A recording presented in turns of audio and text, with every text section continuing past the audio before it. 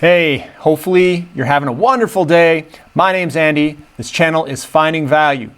If you guys like financial education stuff, click the subscribe button, click the thumbs up button if you like this content.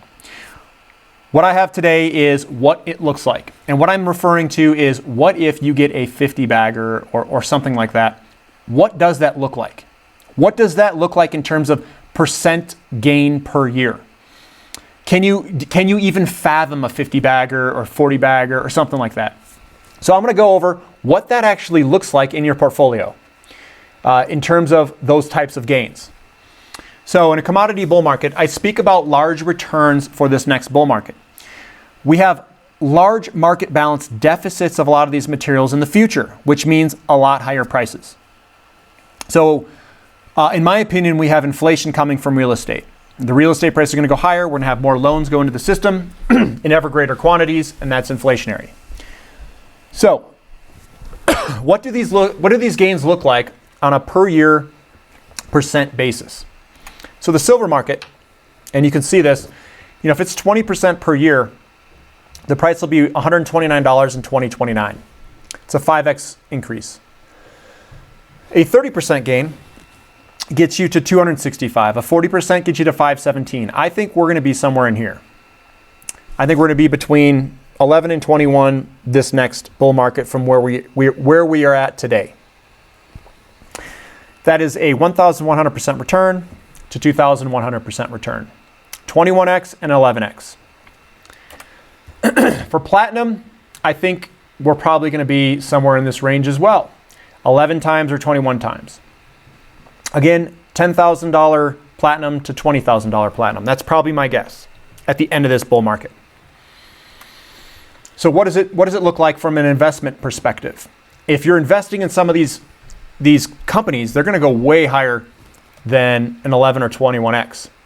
Some of these uranium companies, some of these oil and gas companies. So what's a 50% investment look like? If you started with $25 in the investment, you'd end up with $961 or 38 times your money. What about 100%? You start with 25 bucks, it's $12,800. That's a 512 times your investment. And if you did 150% return per year, that's $95,000 from 25 bucks. That's a $3,815. Now, I don't think we're going to find any of these out there, but I think you could find this. I think you could do a 500x in one or two of your investments, maybe, or somewhere in between these two. That's a 38 times to a 512 times. So this is what it looks like. It's a 50% return gain or 100% for 10 years. That's pretty insane. And this is what the valuations look like with $25. Also insane. So what does it mean?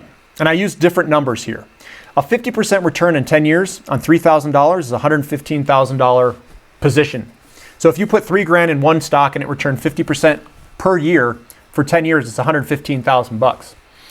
50% return on 20 grand is 768,000. 30% return on 100 grand, 1.06 million. And 250,000, if you have a 40% return, that's 5 million bucks. Now, I use 30%. It's possible that platinum does a 30% or silver.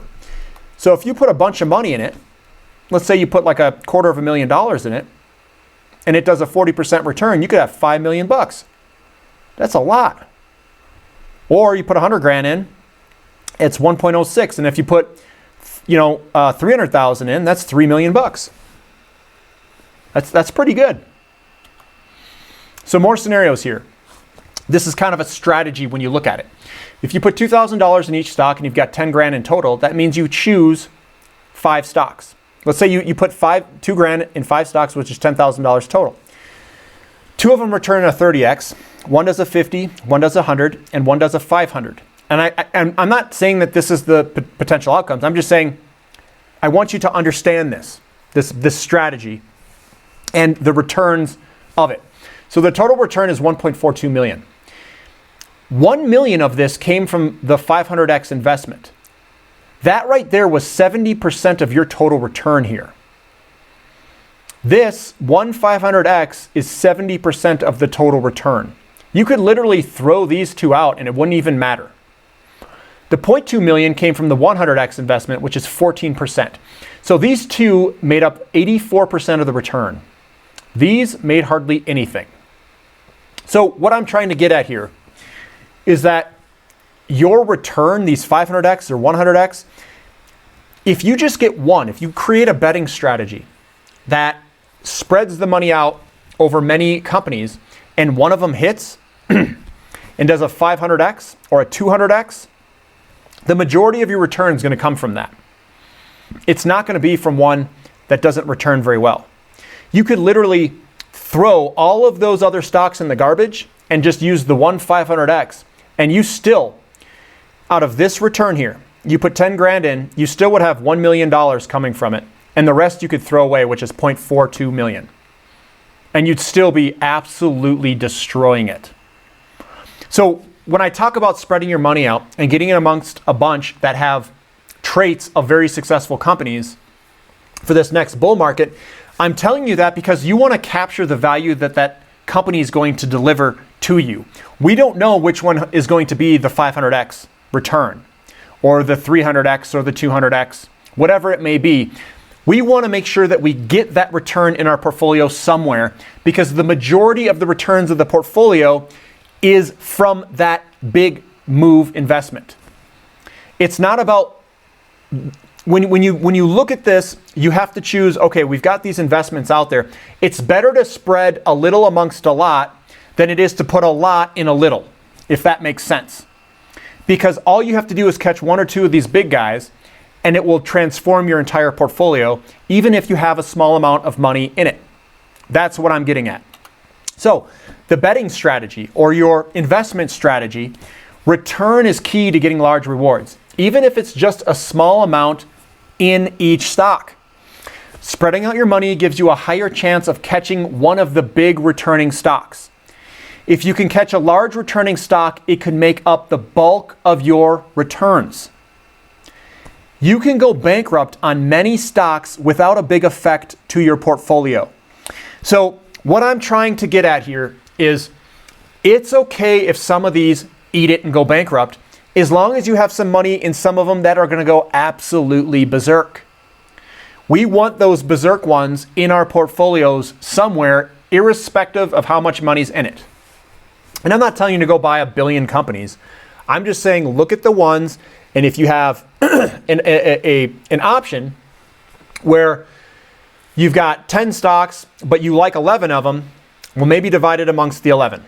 Include that other one in, because if they all have traits that are superior in the conditions of making it big, I would include all the ones that you think could potentially go up a lot.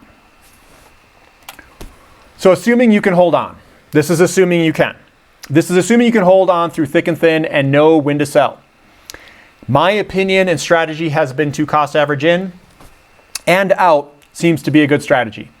Watch the market conditions and valuations to get a good idea of when to sell. Sitting on $1 million from a $2,000 investment would be tough to get to if you think about it. Even if you see $100,000 from a stock, from your $2,000 investment, I think the majority of us would be tempted to sell some. So it's going to be tough to get $1 million from a $2,000 investment. It's just human nature that says, I'm up so much, I'm going to take some off the table. So the one thing I want you to know is that it's very, very important to know the value. And no one's going to get this exactly right. I'm not going to get it right. No one's going to get it exactly right. Know that. Everyone's imperfect. No one's going to catch the exact bottom. No one's going to catch the exact top and no one's going to get the exact bottom and top at the same time. So you got to be patient. You got to really understand value. You got to know your ratios. You got to know your chart patterns. You got to look at many things, at many indicators to know when something is a good time to sell. So the conclusion here is develop an investment strategy. Spread those things out. Figure out how to get some money and capture all the ones that you think are going to be the largest returning companies over the commodity bull cycle. I always talk about spreading out capital to try and get the returns that the companies offer. Some will be outsized and you're going to need to be positioned to catch those returns. And you have to be educated enough to hold on to the position over time. Value is what drives price. Or maybe just the perception in a mania, just the perception of value. Large deficits will drive some of these investments to a level that I think could be unimaginable. It's going to be hard to imagine that some of these prices. So, again, spread your money out, get it into these higher risk companies. If you're going to go in the high risk, this is how I would play it. Develop a strategy, get the money spread out amongst the winners that you think potentially could hold great returns.